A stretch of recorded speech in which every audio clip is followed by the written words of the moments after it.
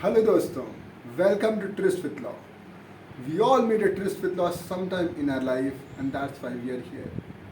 When did you make your tryst with law? अच्छा दोस्तों, continuing with our discussion of what falls under agricultural income, which is very relevant क्योंकि लोग हमेशा tax avoid करना चाहते हैं. But that does not mean कि आप इलीगली करें, लेकिन लीगली जो प्रोविजन है उसमें अगर हम फॉल कर जाएँ तब ये बड़ी अच्छी बात होगी. हमने देखा टी लीव से इनकम जो आती है वो होगी या नहीं, टोबैको सेल करने से जो आती है वो होगी या नहीं. अब हम देखते हैं कोई अगर कंपनी है, जो इस केस में के लक्ष्मण एंड कंपनी है वर्सेस CIT 1998 का केस है. तो ये जो कंपनी थी वो करती क्या थी, उसकी अपनी ज़मीन थी जिस पे सपोज मलबेरी लीव्स उगाए जाते थे.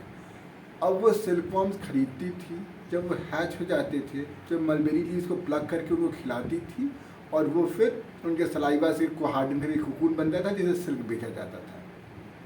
अब SSC कह रही है कि इसने जो इनकम, जो सोर्स ऑफ इसका इनकम है, जो भी ये काम कर रही है उसके mulberry leaves he source of income है जो कि लैंड से आते हैं. अब इसको उसने प्रोसेस किया, क्योंकि मलबेरी लीव्स तो एज इट इज़ मार्केट में बिकते नहीं हैं, तो इसको उसने प्रोसेस किया to make it fit for the market, और इसलिए it falls under the definition of section 21B जो एग्रीकल्चरल इनकम डिफाइन करता है. तो लेकिन रेवेन्यू डिपार्टमेंट ने कहा कि नहीं, आपकी जो इनकम आती है as far as mulberry leaf से जो आ रही है, जो पार्ट ऑफ इनकम, वो एग्रीकल्चरल इनकम होगा. You will get exception for the exemption from that for that. But आपकी जो कुकून को बेचने से जो इनकम आ रही है, दैट इज़ मतलब by no way of imagination वो एग्रीकल्चरल इनकम कहलाएगा. तो और उसके बाद कंपनी ने ऑब्वियसली केस किया कमिश्नर के पास, फिर ट्राइब्यूनल के पास, फिर अपैलेट ट्राइब्यूनल, फाइनली हाईकोर्ट के पास आया और high court ruled in favour of revenue, इसलिए के लक्ष्मण एंड कंपनी अपील कर रही है. तो court reads the definition, reads the section, और उस सेक्शन को आप पढ़िएगा, आप भी बोलिएगा, इट्स वेरी क्लियर. सेक्शन कहता है after removing the irrelevant word कि income derive from such land. First is derived, और डिराइव्ड का मीनिंग हमने पहले देख रखा है. डिराइव्ड के लिए हम इमीडिएट सोर्स पे जाएंगे, और जैसे एक सोर्स आ गया वी स्टॉप देयर, उसके नीचे और नहीं जाएंगे. इसीलिए जो टोबैको कंपनी थी उसको जो प्रॉफिट होती थी, it was based on the contract that it had made with the farmer. Come price पे खरीदा, ज़्यादा प्राइस पे बेचा. अब वो फार्मर कहाँ से यार, उसमें हम पीछे नहीं जाएंगे.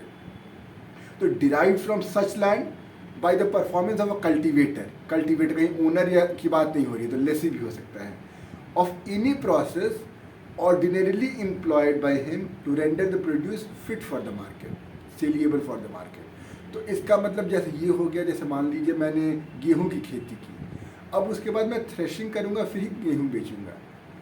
तो वो जो थ्रेशिंग करने का जो प्रोसेस है, it will fall under, it will not take this product जो मैं गेहूं बेच रहा हूँ आउट ऑफ द एग्रीकल्चरल, क्योंकि ordinarily that process is employed to make this produce fit for the market. लेकिन सपोज मैं गेहूँ को ग्राइंड करके आटा बेच रहा हूँ, तो पूरा जो इनकम आटे से आएगा वो एग्रीकल्चरल इनकम के एक्सेप्शन में नहीं आएगा.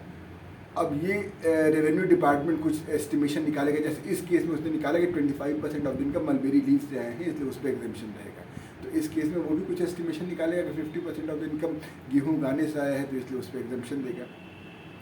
और ये ये कोर्ट ने पहले एक बार देख रखा है, द्वार्स T and company versus CIT जो 1962 का केस था, उसमें कोर्ट ने इस पे फोकस किया था और बोला कि जो डेफिनेशन है सेक्शन 21B2 में, उसमें जो भी प्रोसेस ऑफ एम्प्लॉय करें, that should not change the character of the product, that should only transform the product so as to make it fit for the market. उसके बाद उसको बेचा जा सके.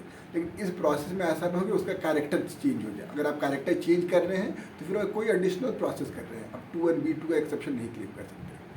तो इसलिए इस केस में the court ruled in favour of the revenue department कि आप सही कह रहे हो, ये जो इनकम जो इसका कोकून से आ रहा है या सिल्कवॉर्म से आ रहा है वो एग्रीकल्चरल इनकम नहीं होगा. तो दोस्तों, आई होप आपको ये केस समझ में आया होगा और अच्छा लगा होगा. मिलते हैं एक नए केस में, एक नए केस के साथ, एक नए वीडियो में, और तब तक के लिए let's continue with our test.